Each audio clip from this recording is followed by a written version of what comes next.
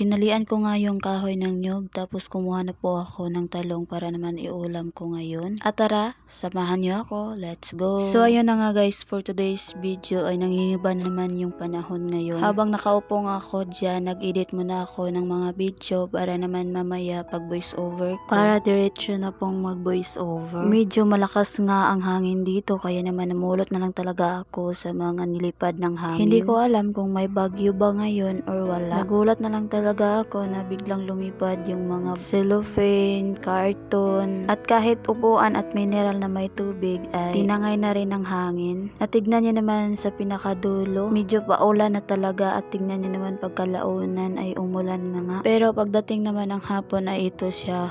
Tumila na po ang ulan kasi nga natakot sa akin. Aray. Sa sobrang lakas nga ng hangin, yung cellphone ko ay gumagalaw na. Kitang-kita naman sa video, 'di ba? At makita rin sa mga puno na malakas talaga yung hangin. Kaya madami talaga akong wawalisan ngayon. By the way guys, ako lang pala mag-isa nung nakarang araw. Itong video nga pala nito guys is nung nakarang araw pa. Hindi ko lang na-edit kasi busy ako. Hindi ko na kasi maatupag yung aking pagbablog. Kasi nga nung nakarang araw ay ako lang po mag-isa dito. Kaya nakatambak lang po yung aking mga video. Tinatamad na kasi ako mag-voice overs guys. Wala naman ding manonood. Sayang lang po yung effort ko.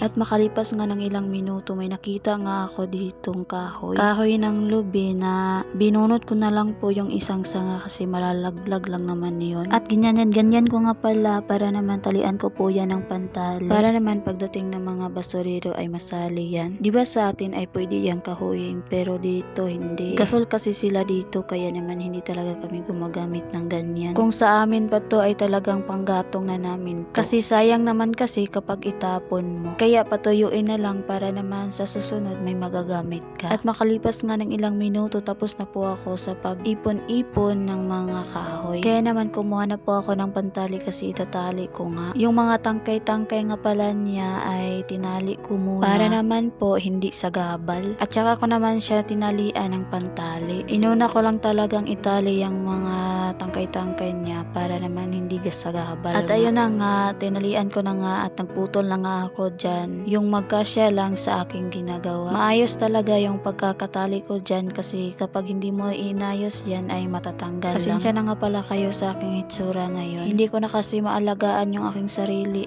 kasi tinatamad. Kahit anong gawin ko ganito lang din naman yung mukha ko wala na akong magagawa dyan. Kahit anong nos-nos ko talaga hindi talaga yan magaganda yung aking mukha. Kaya hahayaan ko na lang. Baka nos-nosan ko ng maayo masira lang yung aking mukha wag na lang. Para naman kasi yan sa kabutihan ko. Gusto ko sanang bumili ng mga skin white, yung pangpaganda sa mukha. Pero napag-isip-isipan ko talaga na hindi ko na kailangan maglagay kasi maganda naman ako. Charis. Hindi guys, gusto ko talagang bumili ng mga ganun. Pero nagdadalawang isip kasi ako kapag gumagamit ako dun, lalo lang masisira yung aking mukha. Kaya naman nagtitiis lang talaga ako sa mga sabon na hindi maa-acid.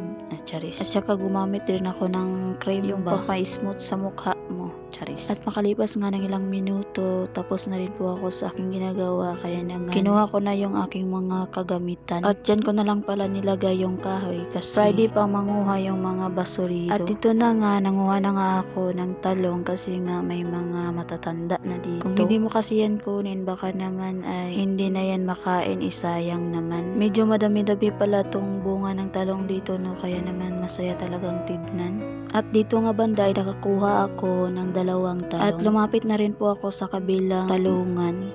At ayun, nakakuha rin po ako ng 3 talong. Sobrang mahahaba talaga yung mga talong dito. Unlike sa iba, maliliit lang pero okay lang naman yun. May nakuha nga pala ako na malaki yung nagisi kaya naman kinuha ko lang talaga para naman hindi masira. Ano ba yung Tagalog sa nagisi guys? Kasi hindi ko kasi alam.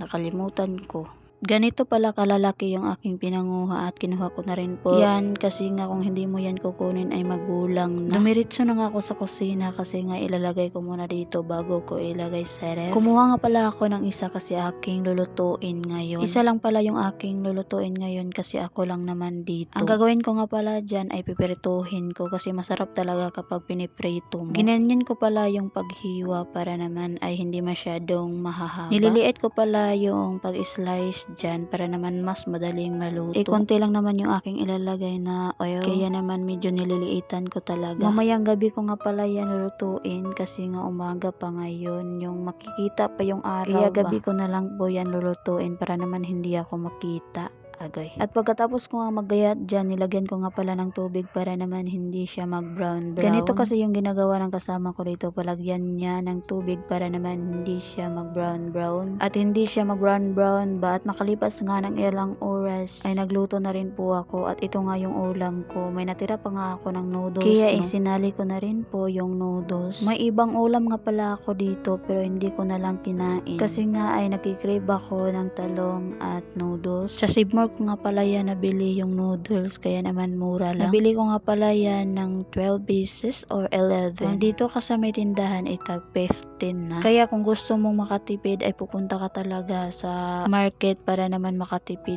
ka. Makalipas nga ng ilang minuto ay nilagay ko na rin yung noodles. May mga sangkap nga pala siya no, nilagay ko lang siya dyan para naman uminit siya at hindi ako mahirapan kasi matigas nga yun. At sinama ko na rin po pagluto at makalipas nga ng ilang minuto ay tinanggalan ko nga siya ng tubig para naman hindi siya mahaluan ng tubig kaya naman ginanyan ko. Nagamit po ako ng salaan para naman salang-sala talaga yung tubig. Yung tipong ubos lahat ng tubig tapos iniwan ka niya, hindi ka na binalikan. Ayun, naghanap na ng iba kaya nagprito ka na lang. Charis, nabuang ka naghuhugot na naman si Ninin ngayon. Mapanakit kasi kayo mga boys kayo. Nang iwan na lang kayo nang hindi nagpapaalam. Masakit kay Ninin yun. Tapos babalikan nyo kaagad na wala man lang nangyari. Hindi nga marunong magsuri. Yung akala nila okay ka lang pero hindi naman pala. Yung akala nila na isang shot lang nila ay re-reply ka kaagad. Yung akala nila na hindi ka nasasaktan sa mga pinagagawa nila. Pero hindi nila alam masakit na pala sa'yo yun. Pag ganyan, huwag ka nang maghugot-hugot dyan. Past is past, never discuss. Ay, charis, naka-English agad. So, ayan na nga, bago ba to kung saan mapupunta yung aking voiceover ngayon, ay balik na po tayo dito sa aking ginagawa, sa aking kinakain. Kaya ano pang hinihintay natin guys? Habal na. Habhab na ba? Habab na. Kay gutom na kaayo. Ito nga yung ulam ko ngayon, no? Canton and talong. With toyo na sausawan. Kaya ano pang hinihintay nyo? Gumawa na rin po kayo nito. Sobrang sarap talaga yung aking talong na prito. Bye!